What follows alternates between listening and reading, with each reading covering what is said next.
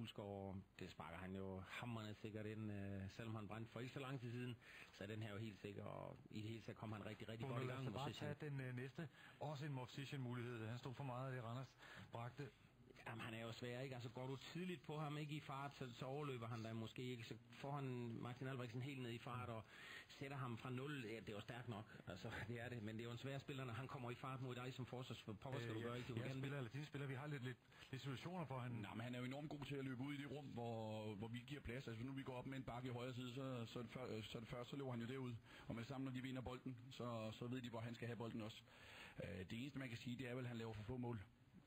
Hvis man skal sælges til Liverpool. Så kan det være, at han ikke skal have, som står klar nede hos Helle Smidstrup. Det er han, and you're a musician. How do you see your own performance today?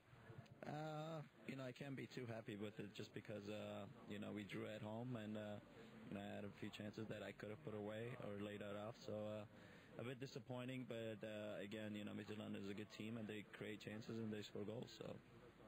But last time you played against Midtjylland, you missed on a penalty. How was it to score that today? Yeah, I think the whole city was a bit nervous except me. No, I knew, these things happen. People miss penalties, but it's the way you respond. And if you have the goal to come back and score one. And, thank God to my teammates and to my coaches to have faith in me to take the next one. Thank you. Thank you.